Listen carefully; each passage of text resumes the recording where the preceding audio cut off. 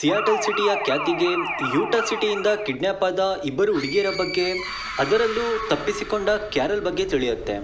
ಅವಳ ಹತ್ತಿರ ಕಿಡ್ನ್ಯಾಪರ್ನ ಬಗ್ಗೆ ಇನ್ಫಾರ್ಮೇಷನ್ ಗ್ಯಾದರ್ ಮಾಡ್ಕೊಳ್ಳೋಕ್ಕೆ ಇನ್ನು 2 ದಿನದಲ್ಲಿ ಯೂಟಾಗೆ ಹೋಗಬೇಕು ಅಂತ ಥಿಂಕ್ ಮಾಡೋ ಅಷ್ಟರಲ್ಲಿ ಮೌಂಟ್ ಟೈಲರ್ ಬೆಟ್ಟದಲ್ಲಿ ಸಿಕ್ಕ 8 ಜನ ಹುಡುಗಿಯರ ತಲೆಬುರುಡೆಗಳ ಬಗ್ಗೆ ತಿಳಿದಾಗ ಖ್ಯಾತಿ ಈ ಕಿಡ್ನ್ಯಾಪರ್ನ ಕತೆ ಮುಗಿಸಲೇಬೇಕು ಅಂತ ಡಿಸೈಡ್ ಆಗ್ತಾಳೆ. ಅಂದಿನ ದಿನ ರಾತ್ರಿನೇ ಯೂಟಾ ಸಿಟಿಯ ಹೈವೇಯಲ್ಲಿ ಒಂದು ಕಾರ್ ಹೆಡ್ಲೈಟ್ ಹಾಕದೆ ಹೋಗ್ತಾ ಇರುತ್ತೆ. ಇದನ್ನು ಗಮನಿಸಿದ ಆ ಲಿಮಿಟಲ್ಲಿ ಇದ್ದ ಒಬ್ಬ ಪೊಲೀಸ್ ಅವರಿಗೆ ಹೆಡ್ಲೈಟ್ ಹಾಕೋಕೆ ಹೇಳೋಣ ಅಂತ ಆ ಕಾರ್ನ ಹಿಂದೆ ಹಾರನ್ ಮಾಡ್ತಾ ಹೋಗ್ತಾರೆ. ಇದನ್ನು ಗಮನಿಸಿದ ಆ ಕಾರ್ ಮತ್ತೆ ಹೆಡ್ಲೈಟ್ ಹಾಕದೆ ಇನ್ನೂ ಸ್ಪೀಡ್ ಆಗಿ ಹೋಗುತ್ತೆ. ಇದನ್ನು ಗಮನಿಸಿದ ಹಿಂದೆ ಇದ್ದ ಪೊಲೀಸ್ ಕಾರ್ ಸೈರನ್ ಆನ್ ಮಾಡಿಕೊಂಡು ಆ ಕಾರ್ನ ಡೌಟಿಂದ ಚೇಸ್ ಮಾಡೋಕ್ಕೆ ಸ್ಟಾರ್ಟ್ ಮಾಡ್ತಾರೆ. ಇದನ್ನ ಗಮನಿಸಿದ ಪ್ರತಿ 3 ಕಿಲೋಮೀಟರ್ಗೆ ಪ್ಯಾಟ್ರೋಲ್ಗೆ ಅಂತ ತಿರುಗುತ್ತಿದ್ದ ಪೊಲೀಸರು ಈ ಸೈರನ್ನ ಸೌಂಡ್ ಕೇಳಿ ಒಂದರ ಹಿಂದೆ ಒಂದರಂತೆ ಸುಮಾರು 4 ರಿಂದ 5 ಪೊಲೀಸ್ ಕಾರ್ಗಳು ಫುಲ್ ಸೈರನ್ ಆನ್ ಮಾಡಿ ಈ ಹೆಡ್ಲೈಟ್ ಇಲ್ಲದೆ ಇರೋ ಕಾರ್ನ ಫುಲ್ ಚೇಸ್ ಮಾಡ್ತಾ ಇರ್ತಾರೆ. ಕೆಲ ಸಮಯದ ನಂತರ ಒಂದು ಪೊಲೀಸ್ ಕಾರ್ ಈ ಹೆಡ್ಲೈಟ್ ಹಾಕದೇ ಇದ್ದ ಕಾರ್ನ ಓವರ್ಟೇಕ್ ಮಾಡಿ ಅದರ ಮುಂದೆ ಹೋಗಿ ನಿಲ್ಲಿಸಿ ಆ ಕಾರ್ನ ಡ್ರೈವರ್ಗೆ ಗನ್ ತೋರಿಸಿ ಕೆಳಗೆ ಇಳಿಯೋಕೆ ಹೇಳ್ತಾರೆ. ಆ ಕಾರ್ ಒಳಗಿಂದ ಆ ವ್ಯಕ್ತಿ I am sorry sir, I surrender ಅಂತ ಅವನ ಕೈನ ತಲೆ ಹಿಂದೆ ಹಿಡ್ಕೊಂಡು ಕೆಳಗಿಳಿತಾನೆ. ಅವನನ್ನ ಪೊಲೀಸ್ ಹಿಡಿದು ಕೈಗೆ ಹ್ಯಾಂಡ್ ಕಫ್ ಹಾಕಿ ಸ್ಟೇಷನ್ಗೆ ಕರ್ಕೊಂಡು ಹೋಗ್ತಾರೆ. ಆ ವ್ಯಕ್ತಿನ ಸ್ಟೇಷನ್ಗೆ ಕರ್ಕೊಂಡೋಗಿ ಫುಲ್ ಇಂಟ್ರೋಗೇಷನ್ ಮಾಡ್ತಾರೆ. ಯಾಕೆ ಮಿಡ್ ನೈಟ್ ಅಲ್ಲಿ ಕಾರ್ನ ನಿಲ್ಲಿಸದೆ ಹೋಗ್ತಾ ಇದ್ದೆ, ಈ ಸಮಯದಲ್ಲಿ ಎಲ್ಲಿಗೆ ಹೋಗ್ತಾ ಇದ್ದೆ, ಇಷ್ಟು ಚೇಸ್ ಮಾಡಿದ್ರು ಯಾಕೆ ಕಾರ್ನ ನಿಲ್ಲಿಸಿಲ್ಲ ಅಂತ ಫುಲ್ ಇಂಟ್ರೋಗೇಷನ್ ಮಾಡ್ತಾರೆ. ಆದರೆ ಆ ಹುಡುಗ ತನ್ನ ಹೆಸರು ಟೆಡ್ ಬಂಡಿ ಅಂತ ಅನ್ನೋದನ್ನ ಬಿಟ್ಟು ಬೇರೆ ಯಾವ ಪ್ರಶ್ನೆಗಳಿಗೂ ಸಹ ಉತ್ತರ ನೀಡಲ್ಲ. ಹಾಗೂ ಒಂದು ಮೂಲೆಯಲ್ಲಿ ಹೋಗಿ ಸುಮ್ಮನೆ ಕುತ್ಕೋತಾನೆ. ಬೆಳಗ್ಗೆ ಇವನನ್ನು ಕೋರ್ಟ್ಗೆ ಪ್ರೊಡ್ಯೂಸ್ ಮಾಡೋ ಟೈಮಲ್ಲಿ ಬಂದು ಪೊಲೀಸರ ಹತ್ತಿರ ನನಗೆ ಕೋರ್ಟಲ್ಲಿ ನನ್ನ ಪರ ವಾದ ಮಾಡೋಕ್ಕೆ ಒಬ್ಬ ಲಾಯರ್ ಬೇಕು ಅಂತ ಅಂತಾನೆ. ನಮ್ಮ ಇಂಡಿಯಾದಲ್ಲಿ ಹೇಗೆ ಆರೋಪಿಗಳಿಗೆ ಲಾಯರ್ನ ಕೇಳುವ ರೈಟ್ಸ್ ಇದೆಯೋ ಅದೇ ಥರ ಅಮೆರಿಕದಲ್ಲೂ ರೂಲ್ಸ್ ಇದೆ. ಈ ಕೇಸಲ್ಲಿ ಟೆಡ್ ಬಂಡಿ ಪರವಾಗಿ ವಾದ ಮಾಡೋಕ್ಕೆ ಅಂತ ಜಾನ್ ಓ ಕ್ಯಾನಲ್ ಎಂಬ ಲಾಯರ್ನ ಗೌರ್ಮೆಂಟ್ ಅಲಾಟ್ ಮಾಡುತ್ತೆ. ಯೂಟಾದ ಕೋರ್ಟ್ನಲ್ಲಿ ಈ ಟೆಡ್ ಬಂಡಿ ಮೇಲೆ ರಾತ್ರಿ ಹೈವೇನಲ್ಲಿ ಹೆಡ್ಲೈಟ್ ಹಾಕದೆ ಕಾರ್ ರೈಡ್ ಮಾಡ್ತಿದ್ದಾರೆ ಮತ್ತೆ ಪೊಲೀಸ್ ವಾರ್ನ್ ಮಾಡಿದಾಗ್ಲೂ ನಿಲ್ಸದೆ ಹೋಗಿದ್ದಾರೆ ಅಂತ ಕೇಸ್ ಫೈಲ್ ಆಗುತ್ತೆ. ಇದೇ ಸಮಯದಲ್ಲಿ ಟೆಡ್ನ ಲಾಯರ್ ಈ ಹಿಂದೆ ಯೂಟಾದ LDS ಚರ್ಚ್ನಲ್ಲಿ ವಾಲಂಟಿಯರ್ ಆಗಿ ಕೆಲಸ ಮಾಡಿರೋದನ್ನ ಹೇಳ್ತಾರೆ. ಇದನ್ನ ಕನ್ಸಿಡರ್ ಮಾಡಿದ ಜಡ್ಜ್ ಡೀಸೆಂಟ್ ಆಗಿ ನಿಂತಿರೋ ಟೆಡ್ನ ನೋಡಿ, ಓಕೆ ಡಿಗ್ರಿ ಮುಗಿಸಿರೋ ಹುಡುಗ, ನೈಟ್ ಎಲ್ಲಿಂದನೂ ಬರುವಾಗ ಪೊಲೀಸ್ ಅಡ್ಡ ಹಾಕಿರೋದನ್ನ ಗಮನಿಸಿ ಭಯಪಟ್ಟು ಕಾರ್ ನಿಲ್ಲಿಸದೆ ಹೋಗಿದ್ದಾನೆ, ಬಟ್ ಚರ್ಚಲ್ಲೂ ವಾಲಂಟಿಯರ್ ಆಗಿ ಸೇವೆ ಮಾಡಿದ್ದಾನೆ ಅಂತ ಮರ್ಸಿಯಿಂದ 1 ತಿಂಗಳ ಜೈಲ್ ಅಂತ ಜಡ್ಜ್ಮೆಂಟ್ ಬರೆಯೋಕೆ ತೀರ್ಮಾನ ತಗೋತಾರೆ. ಅಷ್ಟರಲ್ಲಿ ಕೋರ್ಟ್ನ ಹಿಂದೆ ನೈಟ್ ಸೀಸ್ ಮಾಡಿದ್ದ ಕಾರ್ನ ವೆರಿಫೈ ಮಾಡುವಾಗ ಅದರ ಡಿಕ್ಕಿಯಲ್ಲಿ ರಾಬರಿ ಫೇಸ್ ಮಾಸ್ಕ್, ಹಗ್ಗ ಮತ್ತು ಹ್ಯಾಂಡ್ ಕಾಫ್ ಹಾಗೂ ಚಾಕು ಇಂಥ ಅಪಾಯಕಾರಿ ಆಯುಧಗಳು ಆ ಕಾರಲ್ಲಿರುತ್ತೆ. ಇದನ್ನು ಗಮನಿಸಿದ ಪೊಲೀಸ್ ತಕ್ಷಣ ಕೋರ್ಟ್ ಒಳಗೆ ಬಂದು ಜಡ್ಜ್ನ ಮುಂದೆ ನಿಂತು ಟೆಡ್ನ ಕಾರಲ್ಲಿ ಇದ್ದ ಆ ಎಲ್ಲ ಆಯುಧಗಳ ಬಗ್ಗೆ ಹೇಳ್ತಾರೆ. ಆಗ ಟೆಡ್ ಬಂಡಿ ಅದಕ್ಕೆ ಆ ಫೇಸ್ ಮಾಸ್ಕ್ನ ನಾನು ಚಳಿಗಾಗಿ ಮತ್ತು ಚಾಕುವನ್ನು ನಾರ್ಮಲ್ ಯೂಸ್ಗಾಗಿ ಇಟ್ಕೊಂಡಿದ್ದೀನಿ, ನನಗೆ ಆ ಹ್ಯಾಂಡ್ ಕಾಫ್ ಕಸದ ತೊಟ್ಟಿಯಲ್ಲಿ ಸಿಕ್ತು, ಹಾಗಾಗಿ ಅದನ್ನು ನನ್ನ ಹತ್ರ ಇಟ್ಕೊಂಡಿದ್ದೀನಿ ಅಂತ ಸಮರ್ಥನೆ ಮಾಡ್ಕೋತಾನೆ.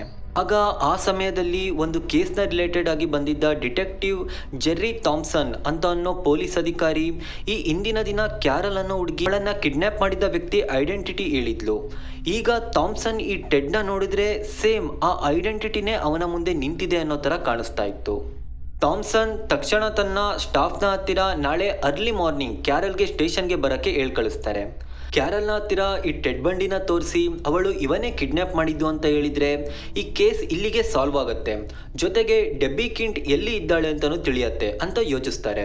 ಆದರೆ ಅಮೆರಿಕದಲ್ಲಿ ಆರೋಪಿಗಳನ್ನು ಐಡೆಂಟಿಫೈ ಮಾಡೋ ಸಮಯದಲ್ಲಿ ಒಂದು ರೂಲ್ಸ್ ಇದೆ, ಕೇವಲ ಆರೋಪಿ ಒಬ್ಬರನ್ನೇ ತೋರಿಸೋ ಹಾಗಿಲ್ಲ. ಅದೇ ಥರ ಇರುವ ಇನ್ನೂ ಕೆಲವು ವ್ಯಕ್ತಿಗಳನ್ನು ಸಾಲಾಗಿ ನಿಲ್ಲಿಸಿ ಅವರಲ್ಲಿ ಐಡೆಂಟಿಫೈ ಮಾಡೋಕ್ಕೆ ಹೇಳ್ತಾರೆ. ಇದು ಅಲ್ಲಿನ ರೂಲ್ಸ್. ಈ ಕ್ಯಾರಲ್ನ ವಿಷಯ ತಿಳಿದ ಟೆಡ್ ಅವನ ಹೇರ್ ಸ್ಟೈಲ್ನ ರೈಟ್ ಸೈಡಿಂದ ಲೆಫ್ಟ್ ಸೈಡ್ಗೆ ಬಾಚಿಕೊಂಡು ಅವನ ಕಿವಿ ಕೆಳಗೆ ಬೆಳೆದಿದ್ದ ಎಕ್ಸೆಸ್ ಕೂದಲನ್ನೆಲ್ಲ ಕಟ್ ಮಾಡಿಕೊಂಡು ಯಾವಾಗಲೂ ಕಾಲೇಜ್ ಹುಡುಗನ ಥರ ಸ್ಟೈಲಾಗಿ ಡ್ರೆಸ್ ಮಾಡ್ತಾ ಇದ್ದಿದ್ದ ಟೆಡ್ ಈ ಲೈನಪ್ಗೆ ಫುಲ್ ಟೀ ಶರ್ಟ್ನ ಟಕ್ಕಿನ್ ಮಾಡಿಕೊಂಡು ಒಂದು 40+ ಏಜ್ ಆಗಿರೋ ಪರ್ಸನ್ ಥರ ಬಂದಿದ್ದ. ಲೈನಪ್ ಅರೇಂಜ್ ಮಾಡಿದ ಥಾಮ್ಸನ್ಗೆ ಟೆಡ್ನ ನೋಡಿ ನಿನ್ನೆ ಕೋರ್ಟಲ್ಲಿ ಇದ್ದಿದ್ದ ಟೆಡ್ ಇವನಾ ಅಂತ ಫುಲ್ ಶಾಕ್ ಆಗುತ್ತೆ, ಏಕೆಂದರೆ ಟೆಡ್ ಫುಲ್ ಕಂಪ್ಲೀಟ್ಲಿ ಬೇರೆ ಪರ್ಸನ್ ಥರ ಕಾಣಿಸ್ತಾ ಇರ್ತಾರೆ. ಕ್ಯಾರಲ್ ಸ್ಟೇಷನ್ಗೆ ಬಂದ ತಕ್ಷಣ ಅವಳು ಈ ಹಿಂದೆ ನೋಡಿದ್ದ ರಾಕ್ಷಸನ್ನ ಮತ್ತೊಮ್ಮೆ ನೋಡ್ತೀನಿ ಅಂತ ನೆನೆಸ್ಕೊಂಡ್ರೇನೆ ಅವಳಿಗೆ ಜೀವ ಬಾಯಿಗೆ ಬಂದಂಗಾಗತ್ತೆ. ಕ್ಯಾರಲ್ ಆ ಲೈನಪ್ ಅಲ್ಲಿ ಇದ್ದ 5 ಜನರನ್ನ ಒಂದು ಕಡೆಯಿಂದ ನೋಡ್ತಾ ಬರ್ತಾಳೆ. ಹೀಗೆ ಒಬ್ಬರನ್ನ ನೋಡಿ 3ನೇ ವ್ಯಕ್ತಿನ ನೋಡುವಾಗ ಕ್ಯಾರಲ್ನ ಹೃದಯದ ಬಡಿತ ಇನ್ನೂ ಜೋರಾಗುತ್ತೆ. ಏಕೆಂದ್ರೆ ಟೆಡ್ ಅವನ ಐಡೆಂಟಿಟಿನ ಚೇಂಜ್ ಮಾಡೋಕೆ ಅದೇನೇ ಕಾಸ್ಟ್ಯೂಮ್ ಚೇಂಜ್ ಮಾಡಿರ್ಬೋದು, ಆದರೆ ಅವನಿಗೆ ಇದ್ದ ಅಟ್ರಾಕ್ಟಿವ್ ಬ್ಲೂ ಐಸೇ ಅವನಿಗೆ ಮಾರಕವಾಗಿತ್ತು.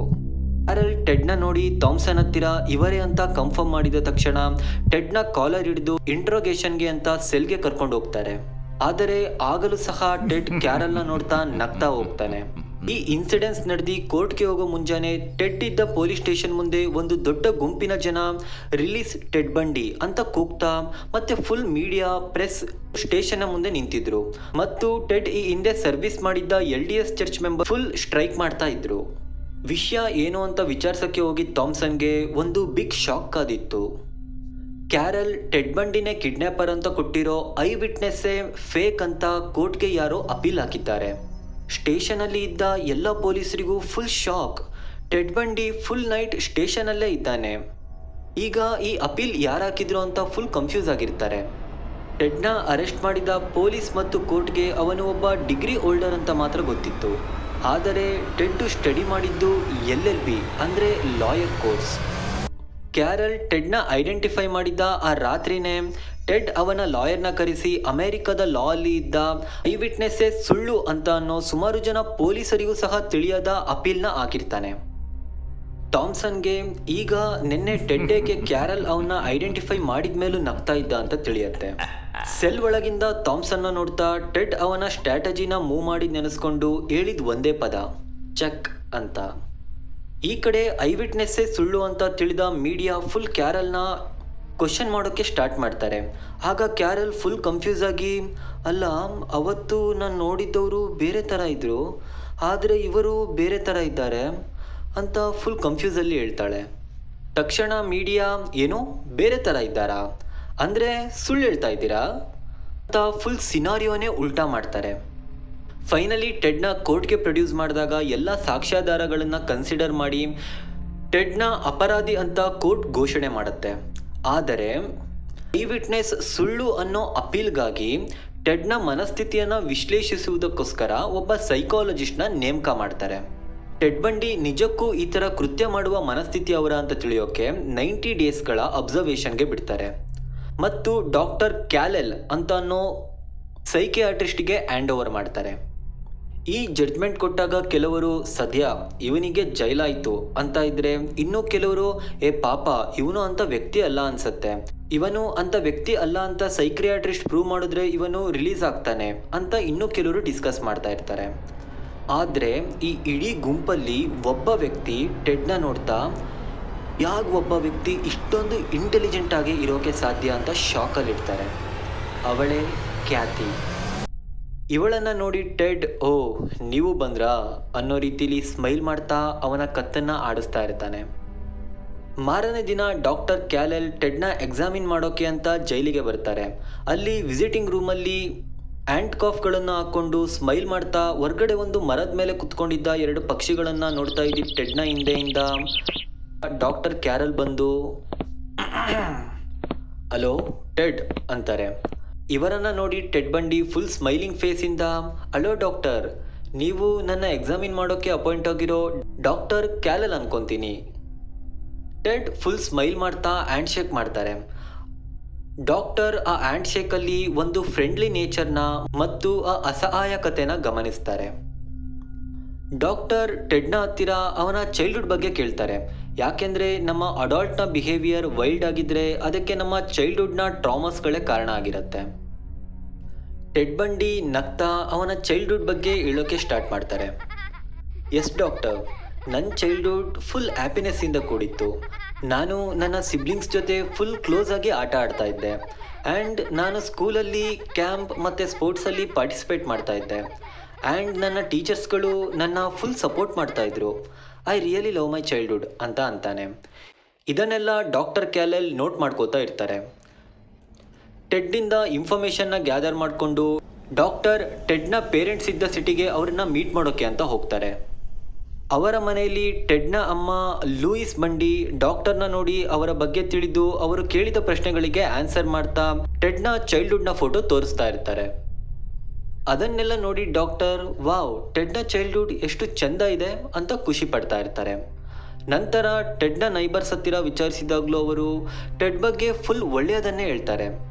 ನಂತರ ಡಾಕ್ಟರ್ ಟೆಡ್ಗೆ ಇದ್ದ ಕೆಲವು ಗರ್ಲ್ ಫ್ರೆಂಡ್ಗಳ ಹತ್ತಿರ ಹೋಗಿ ವಿಚಾರಿಸಿದಾಗ ತಿಳಿಯುತ್ತೆ ಡಾಕ್ಟರ್ ಇಲ್ಲಿವರೆಗೆ ಕೇಳಿದ್ದು ಎಲ್ಲ ಒಂದು ವ್ಯಕ್ತಿಯ ಸುಳ್ಳು ವ್ಯಕ್ತಿತ್ವ ಅಂತ. ಟೆಡ್ನ ಎಲ್ಲ ಗರ್ಲ್ ಫ್ರೆಂಡ್ಸ್ಗಳು ಅವನ ಕ್ರೂರತೆ ಬಗ್ಗೆ ಹೇಳ್ತಾ ಹೋಗ್ತಾರೆ. ಅದರಲ್ಲಿ ಕೆಲವರನ್ನ ಟೆಡ್ ಸಾಯಿಸೋ ಹಂತಕ್ಕೆ ಪ್ರ್ಯಾಂಕ್ ಮಾಡಿ ಆಮೇಲೆ ಹೇ ನಾನು ಜಸ್ಟ್ ಕಾಮಿಡಿ ಮಾಡ್ತಾ ಇದ್ದೆ ಅಂತ ತಮಾಷೆ ಮಾಡ್ತಾ ಇದ್ದ. ಮತ್ತು ಅವನು LLB ಸ್ಟಡಿ ಮಾಡುವಾಗ ಒಬ್ಬರಿಗೆ ಗೊತ್ತಿಲ್ಲದೆ ಇನ್ನೊಬ್ಬರ ಹತ್ರ ಟೋಟಲ್ 12 ಮೆಂಬರ್ಸ್ ಹತ್ರ ರಿಲೇಷನ್ಶಿಪ್ಪಲ್ಲಿ ಇದ್ದ ಅಂತ ಅನ್ನೋ ವಿಷಯನ ತಿಳಿಸ್ತಾರೆ. ಇದೆಲ್ಲಕ್ಕಿಂತ ಇನ್ನೊಂದು ದೊಡ್ಡ ಶಾಕಿಂಗ್ ನ್ಯೂಸ್ ಡಾಕ್ಟರ್ಗೆ ಕಾದಿರುತ್ತೆ. ಅದೇನೆಂದರೆ ಟೆಡ್ ಒಮ್ಮೆ ಡ್ರಿಂಕ್ಸ್ ಮಾಡಿದಾಗ ಅವನ ಗರ್ಲ್ ಫ್ರೆಂಡ್ ಹತ್ರ ಹೇಳಿರ್ತಾನೆ. ಒಮ್ಮೆ ಚೈಲ್ಡ್ಹುಡ್ಡಲ್ಲಿ ಟೆಡ್ ಮತ್ತು ಅವನ ಕಸಿನ್ ಮಧ್ಯ ಜಗಳ ಆದಾಗ ಟೆಡ್ನ ಕಸಿನ್ ಅವನ ಅಮ್ಮನ ಕ್ಯಾರೆಕ್ಟರ್ ಬಗ್ಗೆ ಬೈತಾನಂತೆ. ಆಮೇಲೆ ಅದನ್ನು ಪ್ರೂವ್ ಮಾಡೋಕ್ಕೆ ಅಂತ ಅವರ ಮನೇಲಿ ಇದ್ದ ಟೆಡ್ನ ಬರ್ತ್ ಸರ್ಟಿಫಿಕೇಟ್ನ ತೋರಿಸ್ತಾನಂತೆ. ಅದರಲ್ಲಿ ನೇಮ್ ಟೆಡ್ ಬಂಡಿ, ಮದರ್ ನೇಮ್ ಲೂಯಿಸ್ ಬಂಡಿ, ಆದರೆ ಫಾದರ್ ನೇಮ್ ಅನ್ನೋನ್ ಅಂತ ಇರುತ್ತೆ. ಟೆಡ್ ಅವರ ಅಮ್ಮ ಅವರ ಮದುವೆಗೆ ಮುಂಚೆನೇ ಟೆಡ್ಗೆ ಜನ್ಮ ನೀಡಿರ್ತಾರೆ. ಅದನ್ನು ಈ ಸೊಸೈಟಿ ಒಪ್ಕೊಳ್ಳಲ್ಲ ಅಂತ ಅನೈತಿಕವಾಗಿ ಜನಿಸಿದ ಟೆಡ್ನ ಪ್ರೆಗ್ನೆನ್ಸಿ ಕೇರ್ ಹೋಮಲ್ಲೇ ಬಿಟ್ಟು ಅವರ ಮನೆಗೆ ಬರ್ತಾರೆ. ಆದರೆ ಲೂಯಿಸ್ನ ತಂದೆ ಸ್ಯಾಮ್ಯುಯಲ್ ಕೋವೆಲ್ ಟೆಡ್ನ ಅಜ್ಜ ತನ್ನ ಮಗಳಿಗೆ ನಮ್ಮ ವಂಶದ ಮಗು ಅನಾಥವಾಗಿರೋದು ಬೇಡ ಅಂತ ಹೇಳಿ ಮನೆಗೆ ಕರೆಸ್ಕೋತಾರೆ. ಮತ್ತು ಟೆಡ್ಗೆ ಮತ್ತು ಅವರ ನೆರೆಹೊರೆಯವರಿಗೆ ಟೆಡ್ನ ಅವರ ಸ್ವಂತ ಮಗ ಮತ್ತು ಲೂಯಿಸ್ ಅವರ ಅಕ್ಕ ಅಂತ ಇಂಟ್ರೊಡ್ಯೂಸ್ ಮಾಡ್ತಾರೆ. ಆದರೆ ಈ ಸ್ಯಾಮ್ಯುಯಲ್ ಕೋವೆಲ್ ಒಂದು ಥರದ ಟಾಕ್ಸಿಕ್ ನೇಚರ್ ಪರ್ಸನ್ ಆಗಿರ್ತಾರೆ. ಅವರು ತನ್ನ ಪತ್ನಿಗೆ ಅಂದರೆ ಟೆಡ್ನ ಅಜ್ಜಿಗೆ ಬಹಳ ಹೊಡಿತಾ ಇರ್ತಾರೆ. ಬೀದಿಯ ನಾಯಿಗಳಿಗೂ ಅನಾವಶ್ಯಕ ಕೋಲಿಂದ ಹೊಡಿತಾ ಇರ್ತಾರೆ. ಹಾಗೂ ಅಕ್ಕಪಕ್ಕದ ಮನೆಯ ಬೆಕ್ಕುಗಳೇನಾರು ಅವರ ಮನೆಗೆ ಬಂದರೆ ಅದನ್ನು ಬಾಲದಿಂದ ಹಿಡಿದು ಹೊರಗಡೆ ಬಿಸಾಕ್ತಾ ಇರ್ತಾರೆ. ಒಮ್ಮೆ ಟೆಡ್ನ ಅಮ್ಮ ಅಂದರೆ ಲೂಯಿಸ್ನ ತಂಗಿ ಜೂಲಿಯಾ ಈ ಸ್ಯಾಮ್ಯುಯಲ್ನ ಮಗಳು ಬೆಳಗಿನ ಹೊತ್ತು ಬೇಗ ಎದ್ದಿಲ್ಲ ಅಂತ ಅವಳನ್ನು ಮೆಟ್ಟಿಲುಗಳಿಂದ ಕೆಳಗಡೆ ಎಸ್ತಿರ್ತಾನಂತೆ. ಹಾಗೂ ಈ ಟೆಡ್ಡನ್ನು ಸಹ ಒಂದು ಭಾರದ ಥರ ಸಾಕ್ತಾ ಇರ್ತಾರೆ. ಆ್ಯಂಡ್ ಟೆಡ್ಗೆ ತನ್ನ ಅಪ್ಪ ಅಂದರೆ ಅವರ ತಾತ ಯಾಕೆ ನನ್ನ ಹತ್ತಿರ ಇಷ್ಟು ಕ್ರೂರವಾಗಿ ನಡ್ಕೋತಾ ಇರ್ತಾರೆ ಅಂತ ತಿಳಿತಾ ಇರಲ್ಲ. ಬಟ್ ಒಂದು ದಿನ ತನ್ನ ಅಕ್ಕನೇ ಅವರ ಅಮ್ಮ ಅಂತ ತಿಳಿದ ಮೇಲೆ ಹಾಗೂ ತನಗೆ ತಂದೆ ಇಲ್ಲ ಅನ್ನೋ ವಿಷಯ ತಿಳಿದ ಮೇಲೆ ಅವನ ಮನಸ್ಸೇ ಒಡೆದೋಗುತ್ತೆ. ಅವನಿಗೆ ಅವನ ಅಮ್ಮನ ಮೇಲೆ ದ್ವೇಷ ಬೆಳೀತಾ ಹೋಗುತ್ತೆ. ಮುಂದೆ ಈ ಲೂಯಿಸ್ ಬಂಡಿ ಟೆಡ್ನ ಕರ್ಕೊಂಡು ಟೊಕೋಮಾಗೆ ಮೂವ್ ಆಗ್ತಾರೆ. ಅಲ್ಲಿ ಅವರಿಗೆ ಜಾನಿ ಬಂಡಿ ಅನ್ನುವವರ ಜೊತೆ ಮದುವೆ ಆಗುತ್ತೆ. ಆಮೇಲೆ ಅವರು ಅಫಿಷಿಯಲ್ ಆಗಿ ಟೆಡ್ನ ದತ್ತು ಪಡ್ಕೋತಾರೆ. ಇವರಿಗೆ ಮುಂದೆ 3 ಮಕ್ಕಳು ಜನಿಸ್ತಾರೆ. ಆದರೆ ಅವನ ಜನ್ಮ ರಹಸ್ಯವನ್ನು ತಿಳಿದ ಟೆಡ್ ಅವನ ಸ್ಟೆಪ್ ಫಾದರ್ ಅವನನ್ನು ಎಷ್ಟೇ ತನ್ನ ಫ್ಯಾಮಿಲಿ ಜೊತೆ ಇನ್ವಾಲ್ವ್ ಮಾಡೋಕ್ಕೆ ಟ್ರೈ ಮಾಡಿದ್ರು ಟೆಡ್ ಅವರ ಜೊತೆ ಬೆರೀದೆ ಅವನು ಅಡಾಲ್ಟ್ ಏಜ್ಗೆ ಬಂದ ಮೇಲೆ ಅವರಿಂದ ಸಪ್ರೇಟ್ ಆಗ್ತಾನೆ. ಈ ಕತೆಗಳನ್ನು ಕೇಳಿದ ಡಾಕ್ಟರ್ಗೆ ಟೆಡ್ನ ಗರ್ಲ್ ಫ್ರೆಂಡ್ಸ್ನ ಸ್ಟೇಟ್ಮೆಂಟ್ಗಳನ್ನು ಕೇಳಿ ಫುಲ್ ಶಾಕ್ ಆಗುತ್ತೆ.